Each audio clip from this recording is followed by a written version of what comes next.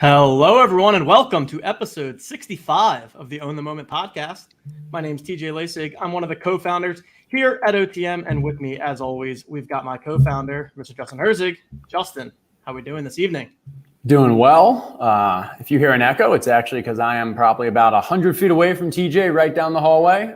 We are up here in Indy for the week. I don't know. Up for you, over for me.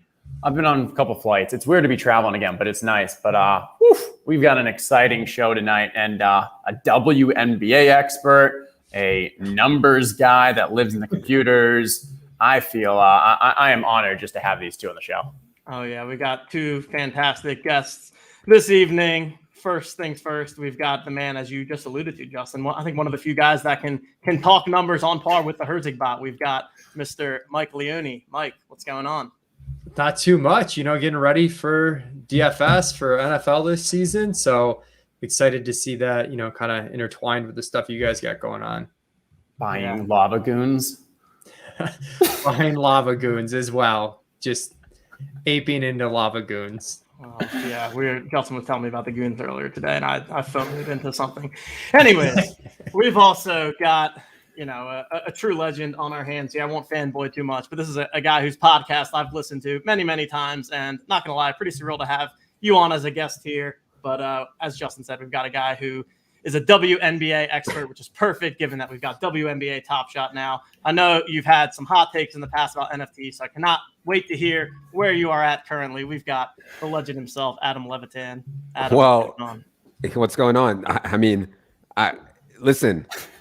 We sold our punk $1 million, not exaggerating, $1 million too early. I don't want to hear any fucking talk about PFPs, goons. I don't want to hear any more talk about all this crap anymore. I can't take it anymore. I am much more interested in stuff that actually I can play with, right? Like I can actually, and I don't know if you guys have revealed the whole plan yet, but I hope we get to talk about it tonight because these freaking avatar projects. I mean, Leone changing his profile on Twitter to a goon, that may be a fireable offense. I'm not exaggerating. I'm actually gonna talk to HR, but it may be a fireable offense to change your avatar to a goon. And I actually have 4 goons, but I still think that changing your profile picture on Twitter to it is fireable offense.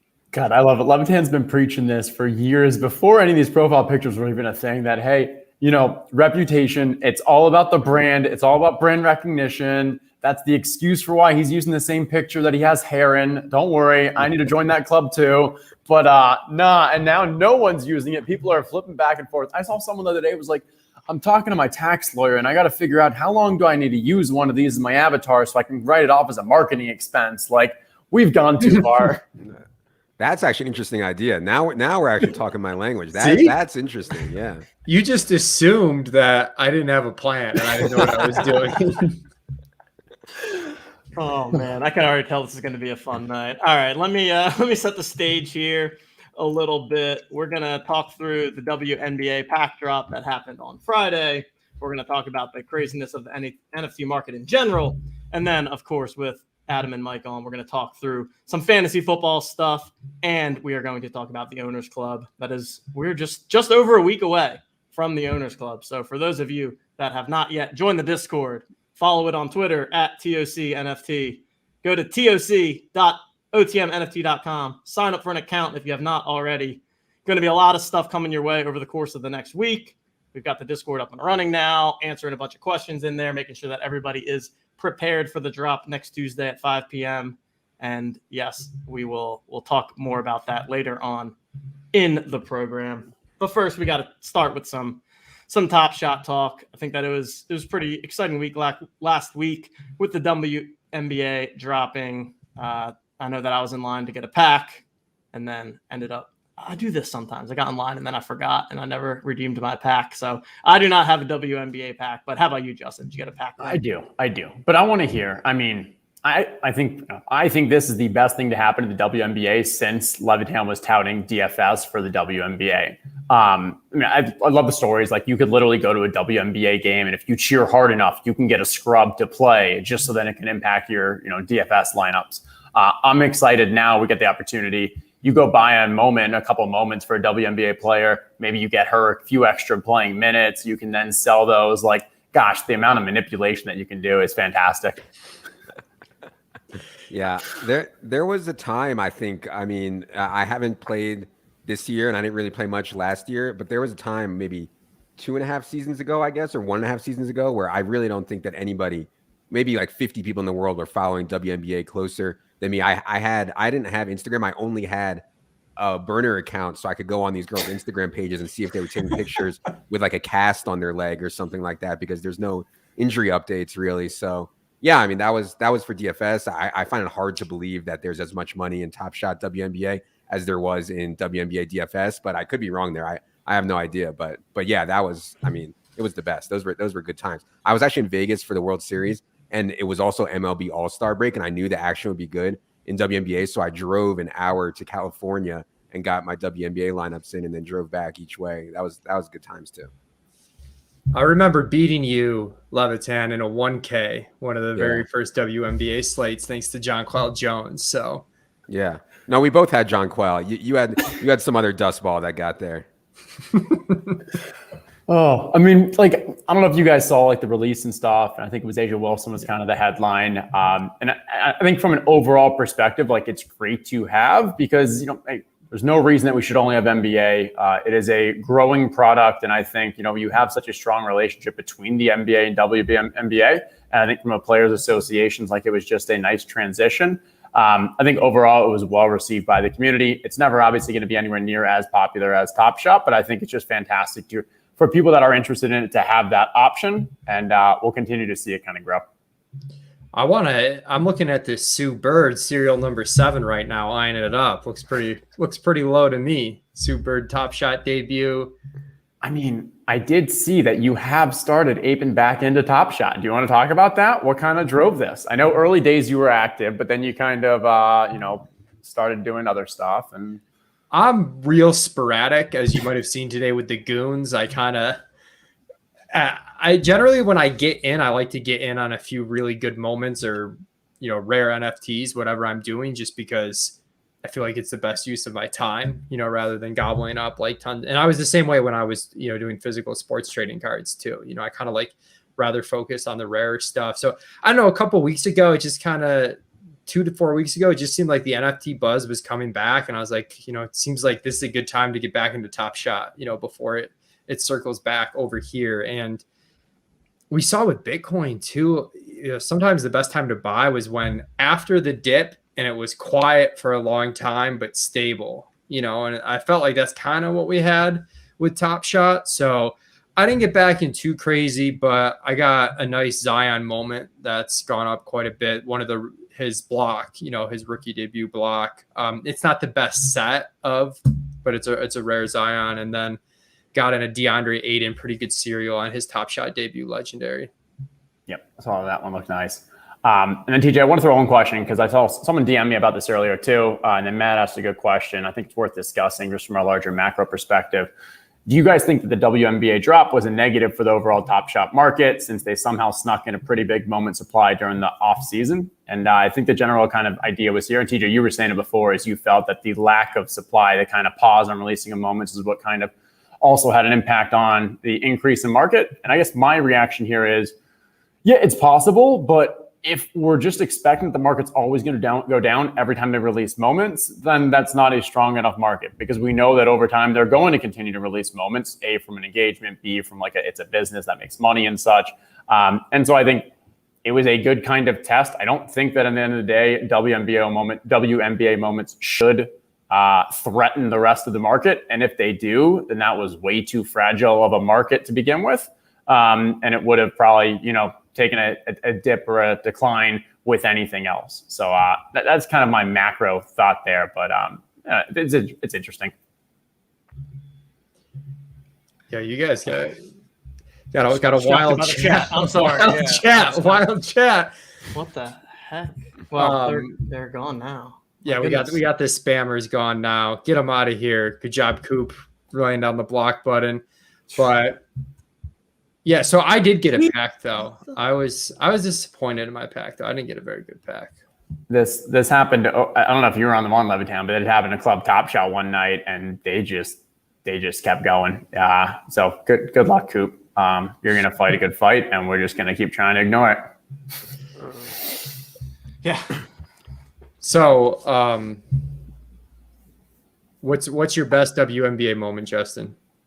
How about, should we open a pack? I saved my my packs for these kind of shows. Yeah, let's do it. I love it because I'm going to need you, especially Levitan, but I guess both of you. I didn't know you were actually playing the WNBA streets, Leone. I help out my buddy Glenn, who plays, kind of set up some WNBA projections and stuff. So I don't grind the day to day. I'm like here's a spreadsheet you guys can use. He shows up for the 1K 4-man. You heard it was really. I told you I don't get up for these small stakes like grinding lots of content. You give me a 1K 4-man, I'm in. I believe Tommy G was in that, so this was a long time ago. As I said, soft field. Yeah. All right. I did not do sound, but that's okay. So who do you want? Asia, Sue Bird, Inasku, whose name I'm sure I just butchered. Like these are a group that I definitely need to increase my knowledge on. Did not get into the WNBA streets. I think I've watched a couple games. We'll start off. We're going to go left to right. You guys tell me how I did. All right. Chelsea she reminds me of Baron Davis. Baron Davis clone. I have NBA comps for every WNBA player, so just ask me. That's Baron Davis. Top Shot debut. Let's get a good cereal somewhere. Yeah. Yeah, total dust bench player. Yeah, that's I think there was sound issues. How are you guys doing? I can hear you. I hear you fine. I don't hear the Top Shot noise, but Brianna Jones, Chelsea Gray. What do we have? Chelsea Gray is Baron Davis, good player, but not a superstar. And Brianna Jones is total dust off the bench. All right, so we're finishing strong. Number 3, here we go. I got this moment. Yeah, I think she's just a role player shooter. Yeah, this is like Kyle Korver at best. I mean, way to play the just race car, just pulling out the white boy shooting the 3 to go. Okay, maybe Nick Young. All right, I like that. I see a little, that's fresh. A little YOLO in that game. All right, I mean, but I think there it is. I think for most people who are opening those packs, other than maybe 1 or 2 players, like they're all kind of new names. So it's kind of an opportunity then to say like, hey, get to know them, figure out if they're actually good or not, how they compare. I don't know. It's interesting. So I would say I haven't seen all the packs. I don't know what's available in the packs, but that has to be one of the worst possible outcomes I've ever seen. And that has to be like a 1% outcome of that pack. I know Amico was tilting because he got 3 of the same moment. And I was like, Amico, you of all people got to understand the randomness here at play of this. I'm looking at the market price just based on the highest, lowest asks. Asia Wilson is by far the highest, which I'm not like super.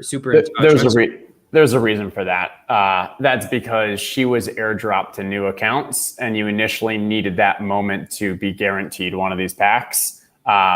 So I think it's just a lot of people who were new to Top Shot have that account. So you have lower actual supply, less listings, and fewer listings. Got it. But yeah, Sabrina Tarazi makes sense. Sue Bird, I feel like is underpriced. Brianna Stewart just won MVP of like 3 different things in one season. So yeah, before Brianna blew out her knee, she was, on pace to be the best ever, maybe. And Sue Bird, I would consider more like Steve Nash. I think Taurasi would be. I don't know if Taurasi's in here at all, but yeah, Taurasi is like the Kobe of WNBA. I would consider Taurasi a better player for sure than Sue Bird. I'm loving this just cross comparisons. Great way to do it. I actually now I'm like, oh, okay, so I know how you play in the game, and it makes sense. Like, yeah, brought on the WNBA expert for a reason. Yeah. Somebody's talking about Brittany Griner. Brittany Griner is one of the only ones who dunks in games. So I guess it looks like one of her moments is an actual dunk. I mean, Brittany Griner is like legit 6'8", like really talented, can shoots 85, 90% from the free throw line also. So yeah, I mean, Brittany Griner, I would think kind of like maybe a skinnier Joel Embiid. But I would think that a dunk would be super rare because nobody dunks except for Griner. I feel that. Okay, I know these people came for all the WNBA talk, so glad we. I actually learned more than I expected. So well done on that. Yeah, that was awesome. I think it'll be cool too. Like you said, I think that. I mean, for me, TopShot got me paying attention to the NBA a bit more, and I've paid pretty much zero attention to the WNBA to date, and this will give me some motivation to figure out what's going on. Would you go to a game if they said they were having like one of the TopShot booths and it was in your local city? Yeah, 100%. Absolutely. Yeah. That's a no-brainer. Dude, that'd be we went awesome. to the Aces versus Sun game in Vegas. It was one of the best experiences that I've ever had at a game. It was so fun. It was great. Yeah, that's awesome. I'm pretty sure the game. Coach of the Aces were just screaming at him the whole time to put Asia back in the game. He only played Asia for like 3/4 of the game, and then he got her in at the end. They ended up winning. It was great. And you had her in DFS, right? I think we weren't even playing DFS because we couldn't in Nevada, but we were betting on the Aces. There you go. Yeah. Wait, was that the crazy shot at the end, that game? No. I know what you're thinking of, but no. Keep your WNBA knowledge in the spreadsheets, bro. Shout out to Jonathan doing God's work in the chat. Hit the like button, people. Love to see it. Good for Coop. Seems like Coop's doing well. Yeah, he's doing well. All righty. Let's shall we transition into some football? Oh yeah. Yes. I mean, we got the football guys themselves on here. We might as well talk about this.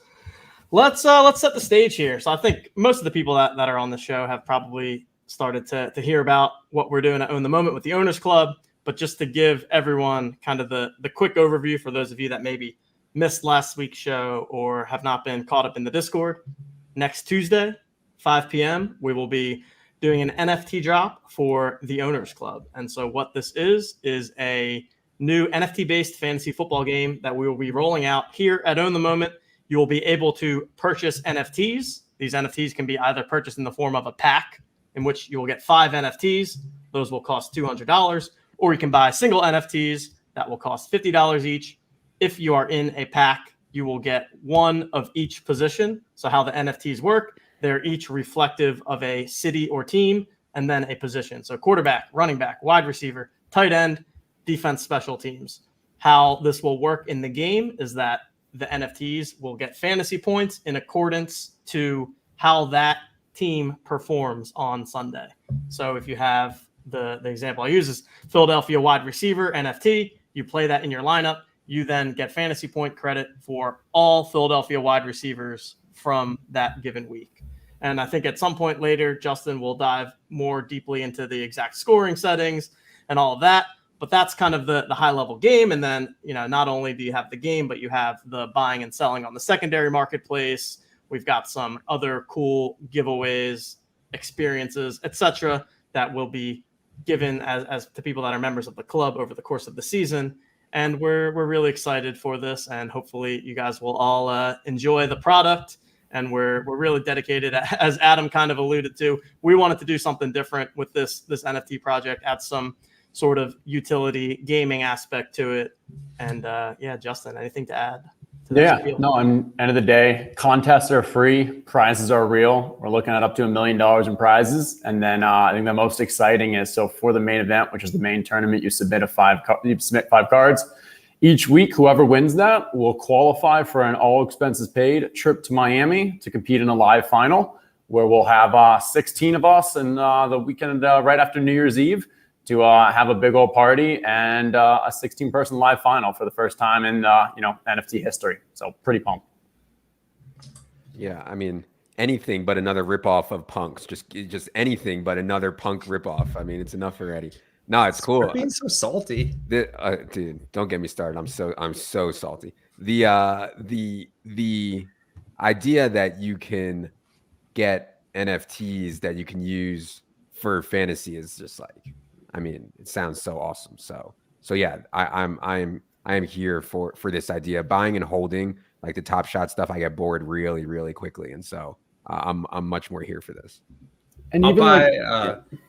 I said I'll buy someone in Buffalo chicken wings. First person to have all the Buffalo team fully assembled via NFTs. We'll go to Duff's or somewhere. I So love that. that's a big time incentive there.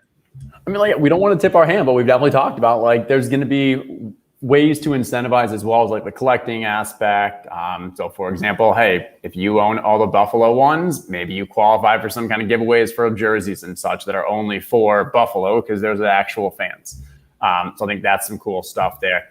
And then, I mean, like to what Adam was saying, I was just talking to Dave Matic about this on a pod earlier yesterday, I don't know, time flies. I'm like getting rid of all my season-long leagues because I just don't have the time or like the desire to really deal with the waivers and all that. But like with the TOC, you get the opportunity to kind of still take that, season-long speculation. You believe that the Miami wide receivers are going to have a fantastic year.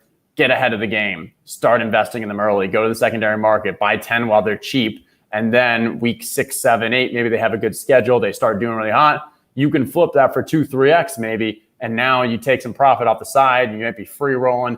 I think there's a huge opportunity for like the game within the game of just the secondary market and how you treat that from a collectibles and kind of flipping aspect on top of the weekly contests.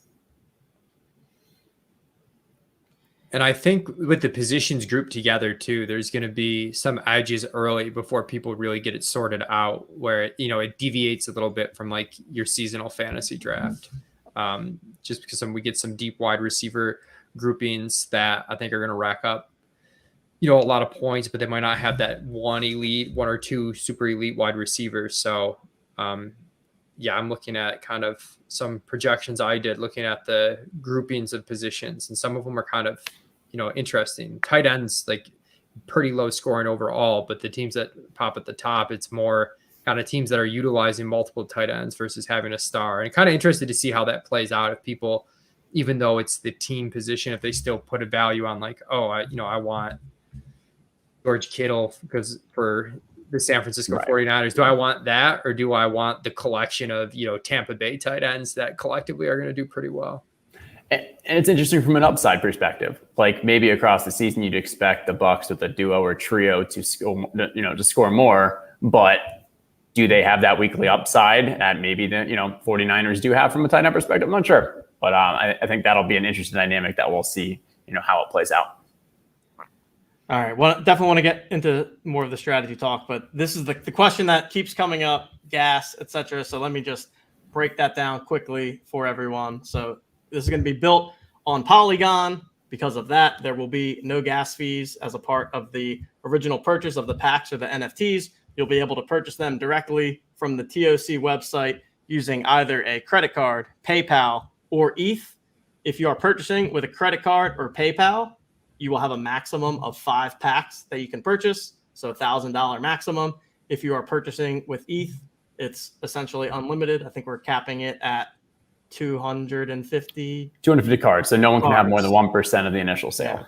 So, I mean, I don't think anyone needs to buy that many anyways, but so no gas there. When you get to the secondary marketplace, that is where there will be gas fees, just as anything on. Actually, no, they're going to be tiny gas fees. Yeah, because it's on the secondary marketplace, it's going to be OpenSea, so your gas fees will have to be maybe converting from ETH to WETH, because I don't really think you use credit card there, so that's the kind of gas you have to pay is just the conversion, but not for the actual purchase. Right.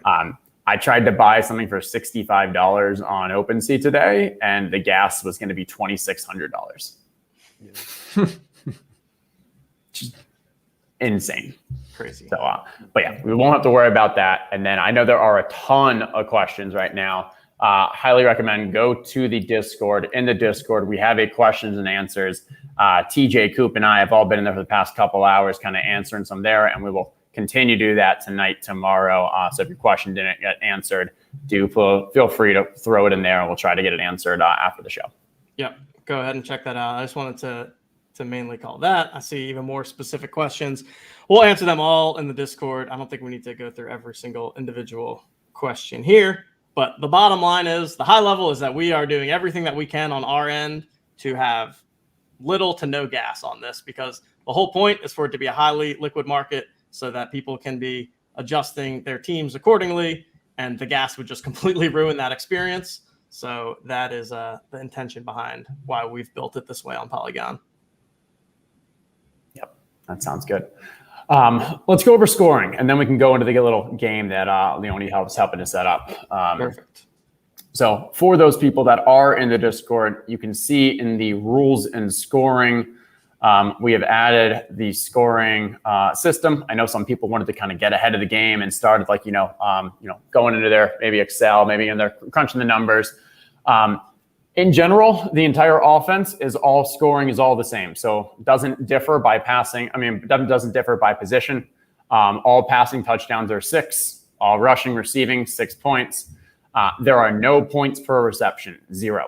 A lot of this was done so that we make sure that the quarterback position, the running backs, the wide receiver position, when we took a historical average, they actually all averaged out to within about a point of each other with this system. So just 0 PPR and 6 points per touchdown. So I think that's a positive so that when you do consider, for the 2-person, the side hustle where you can choose any 2 positions, it's not like one position is going to be substantially more high demand. Tight ends and defenses. So tight ends is normal scoring. I think it makes the more elite tight end groups a bit more valuable. And then the bottom of it is just, a little more, that much more important to really try to get some of the better tight ends. And then defenses, we've added a bit, it's fairly traditional scoring. However, points allowed is boosted up a little. So for shutouts, you get 15, 1 to 6 is 10, and so forth. And this just gives a little additional extra weighting to those defenses, gives them a bit more upside if you did want to try to play one or try to, get a bit of a better team or a better matchup for that day. Does that all make sense? Any questions there?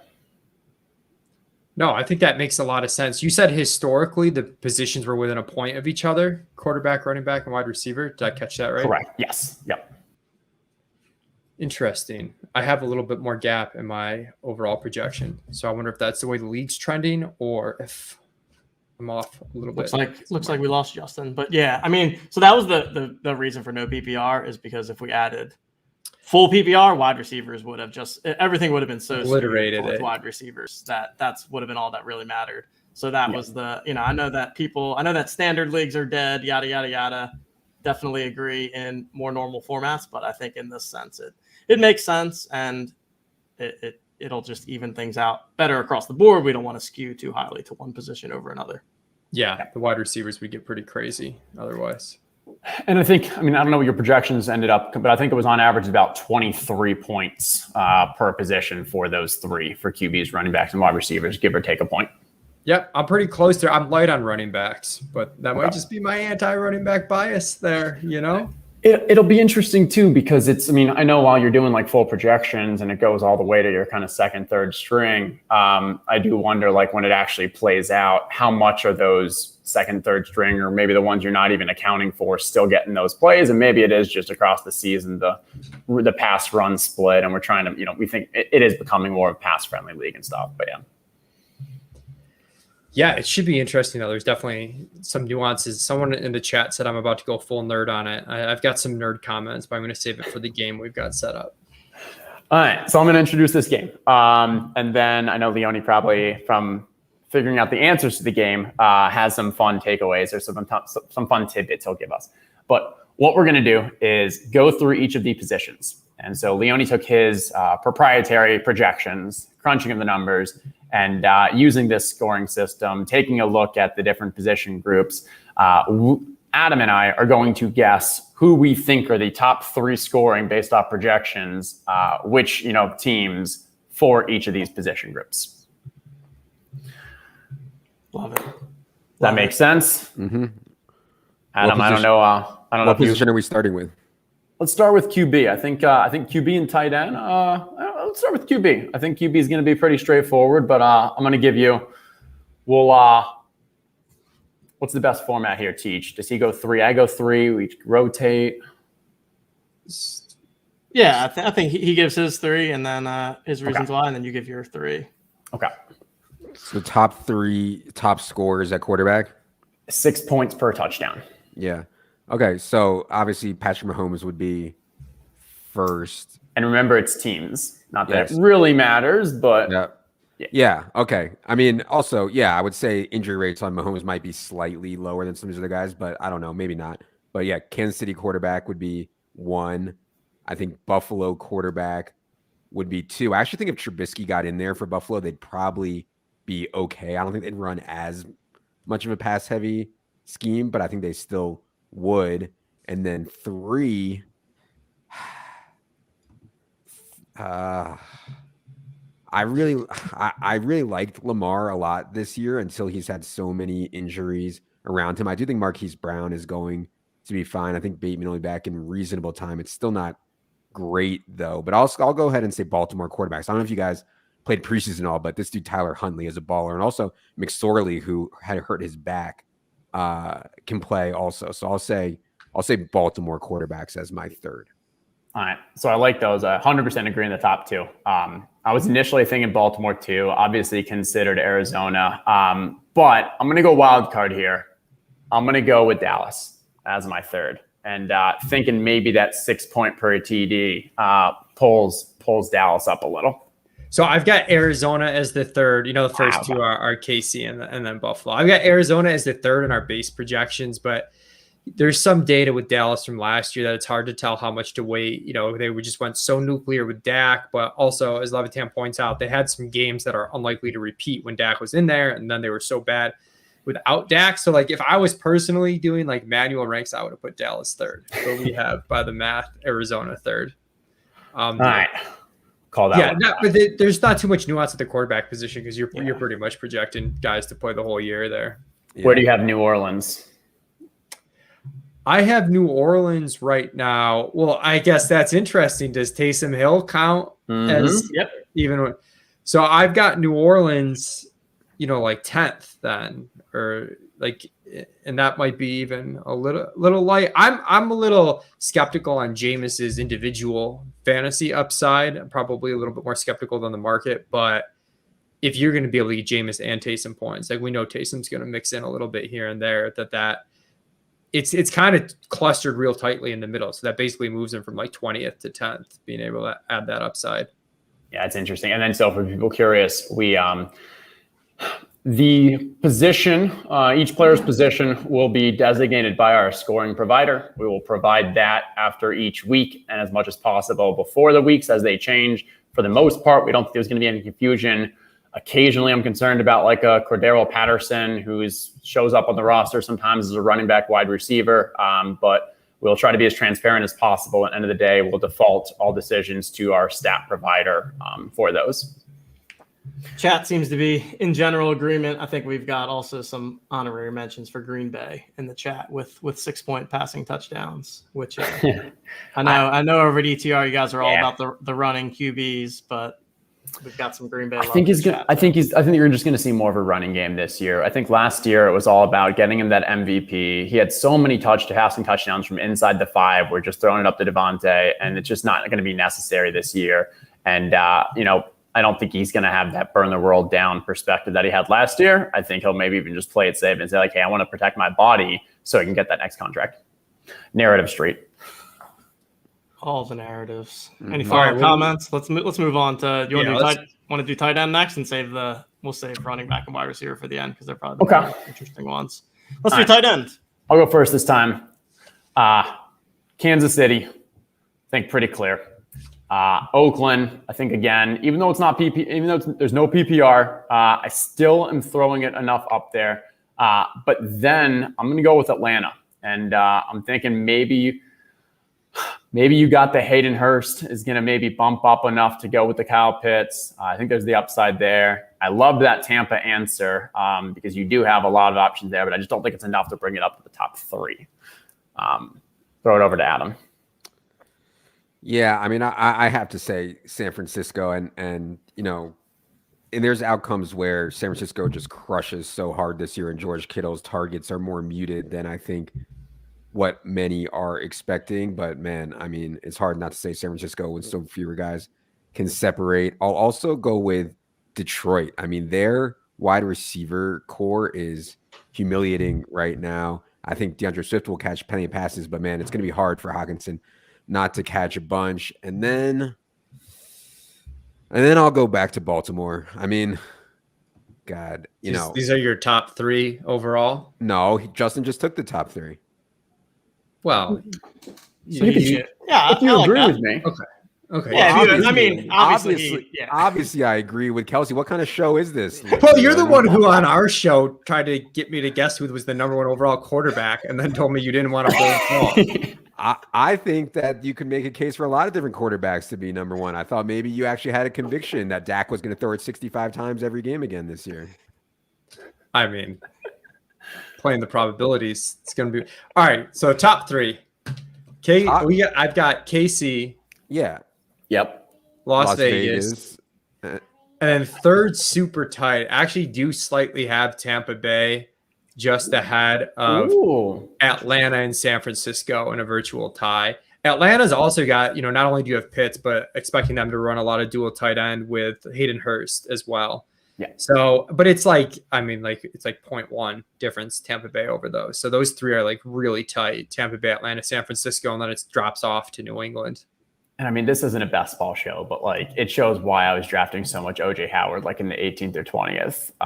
If Gronk gets hurt with how old he is, and even if he doesn't, there's still an opportunity for, OJ Howard to just have a substantially larger, better season. Did anybody say New England? Because I mean, in theory, they could have both their tight ends on the field every single play.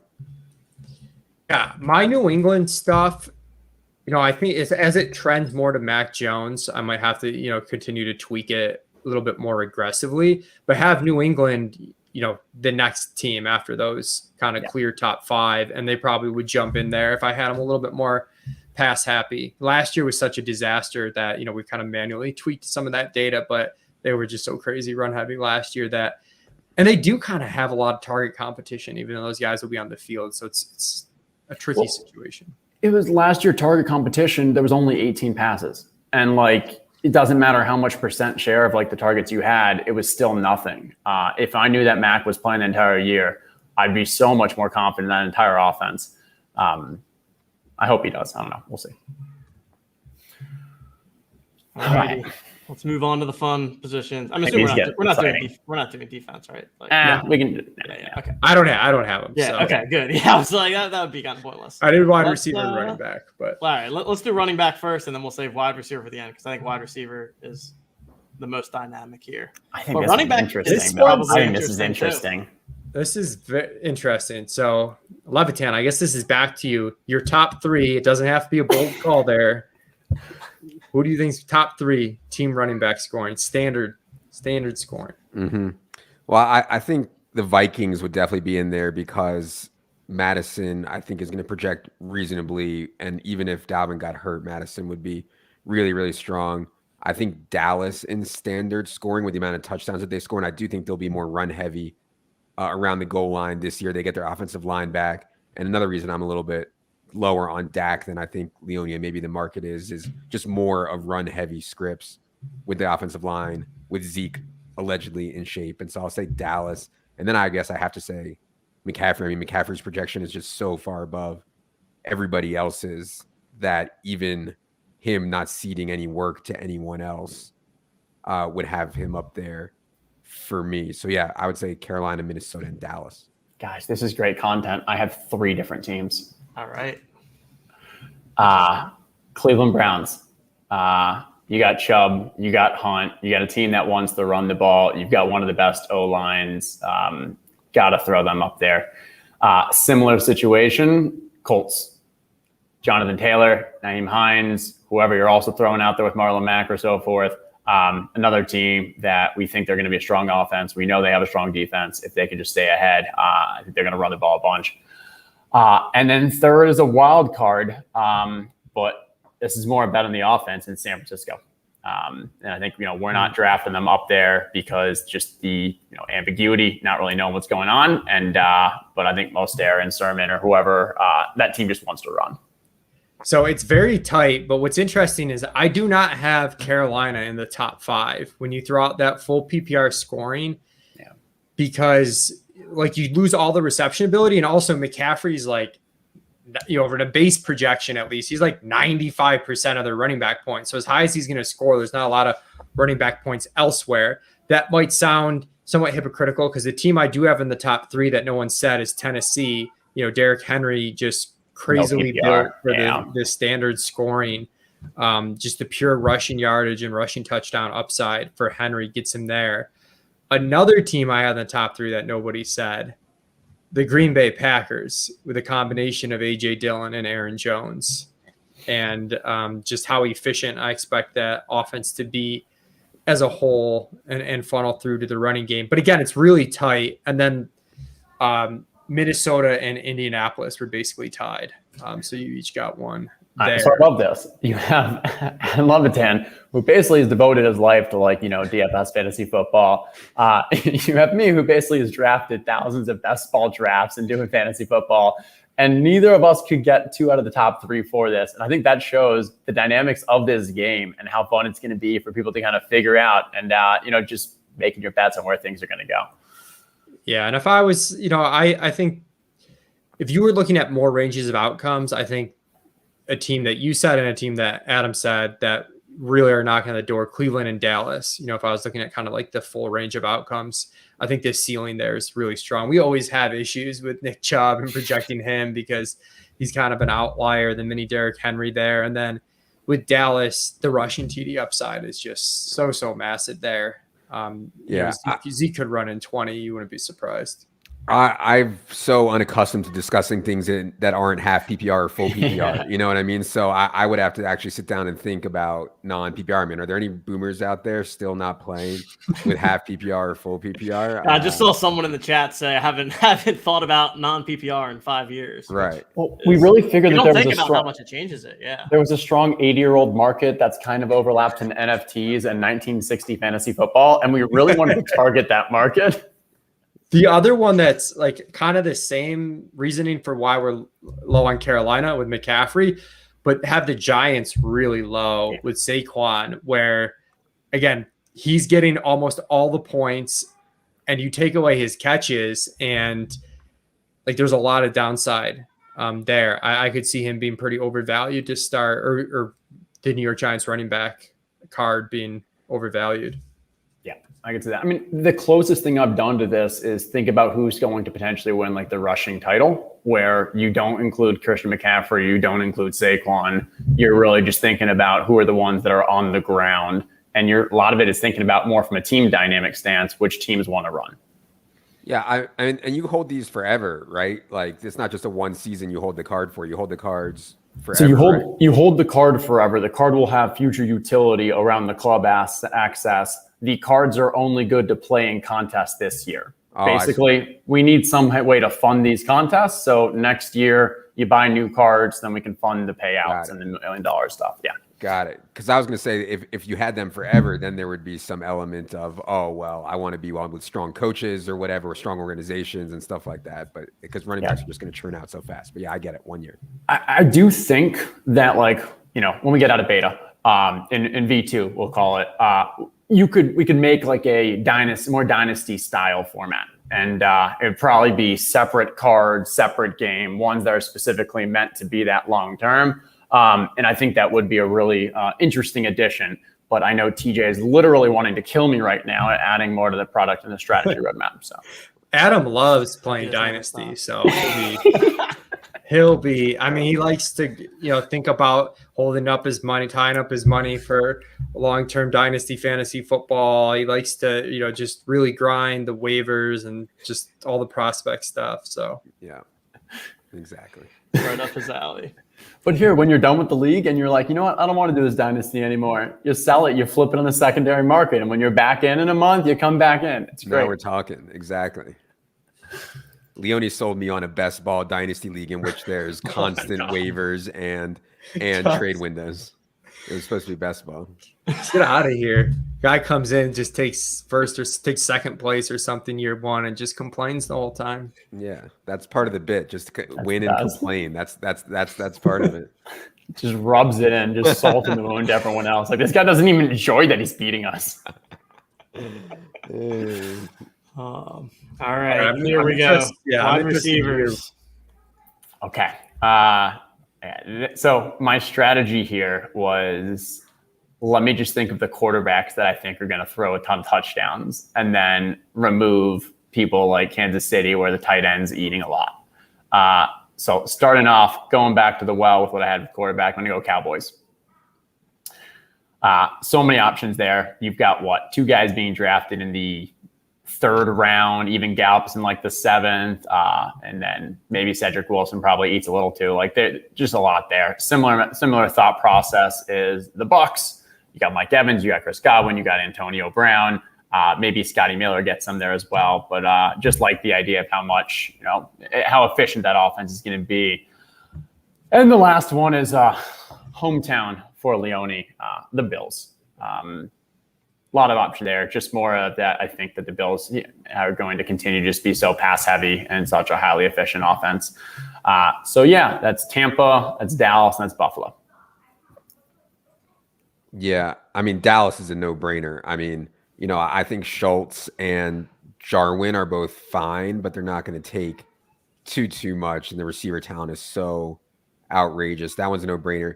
The way Buffalo's playing, I think they're a no-brainer. For my third, God, I think you can make a case for the Bengals wide receivers because they have no tight end production whatsoever. Remains to be seen how much Joe Mixon's going to get in the pass game. I think they're going to rack up a lot of catches. I don't know about a lot of touchdowns, though, and I keep reverting back to this boomer no PPR format. So I'm going to say for my third, I'll still say Seattle. I know there's been some Bible narrative talk between Russell Wilson and Gerald Everett. I don't know if I buy that too much. I do think they'll play faster. I do think that DK and Lockett can both score like 10, 11, 12 touchdowns each this year. And I know they don't really have a third that we project very well. I do think people are underestimating Eskridge a little bit maybe, but I'll say Seattle for the third. All right, so Herzig hit the trifecta: Buffalo, Tampa Bay, Dallas. And with Tampa Bay, they're kind of like the opposite with the standard scoring. I don't know if Brady will necessarily rack up completions, but like really high yards per attempt. They have, I think, one of the highest average team totals across this season. Last I checked, if you just average out the weekly lines and the team total. So, and then Buffalo is like way ahead of everybody else. It's just the pass rate for them is crazy. They have receivers on the field at all times. They barely use running backs. They barely use the tight end position. They're way ahead. It's clustered with Dallas is close to some other teams. Again, I think like our base projections on Dallas are a little light, but we've got a pretty high upside case for them over at ETR, which keeps them pretty high in our ranks because I think they could just be absolutely explosive. But just even tempering that though, they come in third. Adam, you were right with Cincinnati. Like if it was PPR, they'd probably get up there but it's a lot of their value is driven by pass attempts. A lot of the Steelers' value is driven by these short 8-out racking up catches, that aren't going to matter as much. So the Steelers and the Bengals definitely get hurt in this scoring system a little bit. Kansas City's high, but with so much going to Kelsey, they're not like all the way high. I'm trying to see if there's anyone that's like super surprising. I'm probably a little bit lower on San Francisco than the market might be. I do think they're like a fit for standard scoring just because big plays and touchdowns. Just worried that the overall team pass volume might not be there, and it's going to be really condensed onto a few guys. So Ayuk, Debo, like their upside cases for redraft. But yeah, as a total team, there's some teams that just get deeper at the wide receiver position and it adds up. Where do you have Rams? I saw a couple people in chat say that, and I was considering them as well. I have the Rams fourth, actually. Okay. Rams fourth, Arizona fifth, Green Bay sixth, Seattle and KC seventh. Okay. The Rams is a good one. I mean, because you've got Kupp and Woods going at the 3-4 turn, and then you've got Van Jefferson and Deshaun Jackson who are going to split and probably do well. And I think they're going to throw a little bit more in the red zone than they did last year with the upgrade to Stafford and also with losing Akers. Love it. Great breakdown there. So with all of this said, if you guys could choose any position, one NFT, you automatically get it in your bag, not a joker. What If I could What would your take- preference be? Oh man, am I going to be boring? Or I think the biggest. But I think there's strategy probably- here. There's strong strategy here. Yeah, I'm trying to think what the biggest. Adam, you go first. What would you? I mean, I think you can apply some principles that we've talked a lot about in season long, where having Chiefs tight ends would be a big edge over everybody else from a structural. Like if you were trading these things every week, in theory, you could go out and get yourself a really good matchup for your quarterback or whatever. I don't know. The Kelsey stuff, I assume, is going to be really expensive as long as he's healthy. So I don't know what the market's going to be like. Like in 1 week, there could be like 6 good quarterback spots, and I assume that would depress the cost of the NFT on the secondary market. But if there's only 1 or 2 or 3 really good tight end spots every week, and none are going to touch Kelsey in projection, most likely. Yeah, I've got Kelsey with the biggest gap over like from 1 to 2. If you take the gap down to like the median expectation, then the Bills wide receivers come a little bit closer. I'd probably take Kelsey if I had to choose one. I think I'd take Bills wide receivers second. I thought about quarterback just because that's the injury rates are really low, so you're pretty safe having Mahomes for the entire season, right? If you think about that aspect of it, and that he's not going to get hurt. Whereas if Kelsey gets hurt, like the Kansas City tight ends, go down, and his injury rate's definitely higher than Mahomes is. But I'd probably go KC tight end and then Buffalo wide receiver is my top 2. Yeah, I think that makes sense. And I think there's another small added dynamic is it is unlikely that there will be many tight ends being played in the side hustle, which is the 2-card tournament, just because even the best tight ends are still probably the most time not going to outscore like the top, wide receiver, running backs, quarterbacks. So it'll be interesting to see from a secondary market, does that bring down the price at all of the Kansas City tight ends? Or is it just, hey, the majority of the money is in the main event. That's where the live final is going to be. That's where people are really prioritizing. I think that's going to drive the prices. It's going to be really interesting. All right. A couple of people have been spamming this in the chat. So I have to ask you guys. You don't have to answer one way or another, but the people want to know if you guys. Tuesday at 5:00, right? That's our. There it is. Next Tuesday, 5:00. I'm gonna be in. Yeah, I'll be in. My technical skills are probably about a 1 out of 10. If I can get down on the drop, I'm in. But man, I've had all kinds of problems and lost millions of dollars with my inability to actually like bridge across different chains and do a lot of different stuff. So yeah. 1 out of 10 is being generous. 1 out of 10 is being generous. Yes. You're going to trigger TJ by using the word bridge. I was just about to say, I spent a lot of time today trying to bridge between ETH and Polygon, and then I wasted gas, and I was like, guys, I think I just cost us like $175. But man, yeah, what a disaster! What a disaster! Yeah. Could have been a pack. Oh, that'll be fun. Cool. All right. I think that we've got some giveaways to do, Justin. We got to do some giveaways. We got to pump some giveaways. We got to tell people all of them. I don't know if you have a slide for it, but I'll do the prep. Yeah, let me. So let's. We got to pump this first. Hold on a second, because people still have a week, and there's some substantial opportunity there. 100%. All righty, I am going to pull this up in just a second. And then Coop is. Oh, you're pulling it up. Coop is still in the background. Going to be adding everyone that's been in chat to the wheel. We will be spinning, and I think we'll let Coop tell us, but I think we're going to do at least one NFT, one TOC card to someone in chat, and then another one for any of the people that were in the early adopters in the Discord. Love it. All right. So first things first, we announced last week our partnership with Prize Picks. So you guys can go ahead, check them out, prizepicks.com, sign up, deposit with promo code OTM. You will get up to $100 deposit bonus, 100% on whatever you put in. Do keep in mind that is only eligible in certain states. So make sure that you check first that you're in an eligible state, or hey, find a friend that is in an eligible state and have them help you out there. You can then go ahead, retweet this, follow at TOC NFT on Twitter, sign up for your account, hit us with a DM showing us a screenshot of your deposit. We will then be giving away 5 TOC NFTs that will go to 5 lucky winners. And then we will be giving away 1 LeBron James / 35K moment to another winner. So go ahead. check that out? 1 week to submit this. On next Monday's show, we will be rolling the spin for it.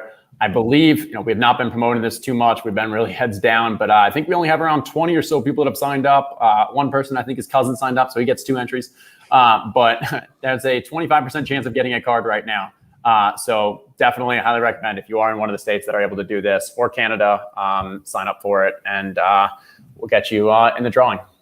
Yep. And go ahead, check out Prize Picks. They got a really awesome thing going on there. And, it's really kind of the simplest format of daily fantasy sports. So it's simply you against the projection. You can take over under on a bunch of different things, whether it's yards, receptions, touchdowns, fantasy points, and just you against the machine.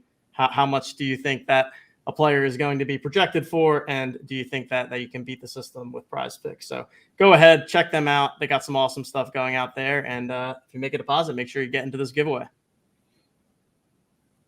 And now let's get into the giveaways. Let's do it. What are we going to give away? We're doing I think we're going to do 2 different spins. And one of those, each of them will be for a TOC card.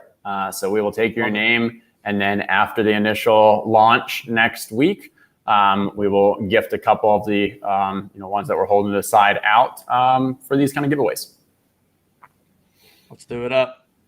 All right, so we've got one giveaway. That is the club level. And Coop, correct me if I'm wrong. Maybe you already did. Okay, yeah. So one for club level, one for chat. Perfect. It's a big wheel for club level. So let's get that purple wheel on up here. See what it looks like. Then everyone can make the jokes how you don't see your name on it, because there's over 1,000 of them. So of course you don't see your name on it. But if you joined the Discord before today, your name is on this. Shout out to producer Coop, just full on grinding tonight. If you go to Prize Picks, you can make a bet on whether or not Coop's computer is going to break as he tries to spin a 1,000-person wheel. So. Yeah. And if it hasn't already broken, I'm not sure what's going on. There it is. That slow computer up and running. All right. Let's do it. So is this, which one is this? This is for chat. This is chat. Yeah. Okay. Yep. 100 entries in chat. Spin that wheel, Coop. Shuffle. He's shuffling. 4. I think the first person to win a giveaway of the TOC, the tournament, the Owners Club, NFT, Jay Cameron. There we go. Because you're saying the TOC, the but then TOC, it's like, so I got to stop. TOC The OC. Jay Cameron, congratulations. Send us a DM on Twitter, a Discord message or something, and after we have the official launch next week, you will have an extra TOC card. Congrats, Okay. Jay Cameron. Now I think Coop is going to pull up the early adopter, the gold level, the owners level. Yeah.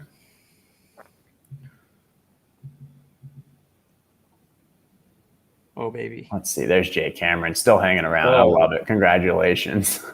Congrats, Jay Cameron. Shoot us a DM with your Top Shot, or no, we don't need your Top Shot username, but shoot us a DM anyways. Man, I'm so used to that. All right, 1,149 names. These are the early adopters. Thank you for joining early on. Thank you for hopefully coming and watching the show. Coop, let's spin that wheel. I think it's broken his computer, basically. It's probably still spinning. How did you even get this many usernames into the wheel? This is impressive. Time Incorporated, number 8772. Congratulations. Congrats. We can DM them on Discord. Yeah, exactly. Directly. Okay. We're at an hour. This was fun. Alrighty. This was fun. Thank you guys very much. I know you're both super busy, especially this time of year with football coming up. So thank you guys for taking the time to chat with us here tonight. Final words for the two of you. Yeah, looking forward to the game, man. So hopefully I can help Levitan get set up Tuesday night. And as I say that, I'm probably jinxing it, and I'm going to have all sorts of tech issues on my end. But no, I'm looking forward to the drop. I think it'll be a fun thing to do throughout the year. And I'm really interested to see how the secondary market dynamics end up turning out.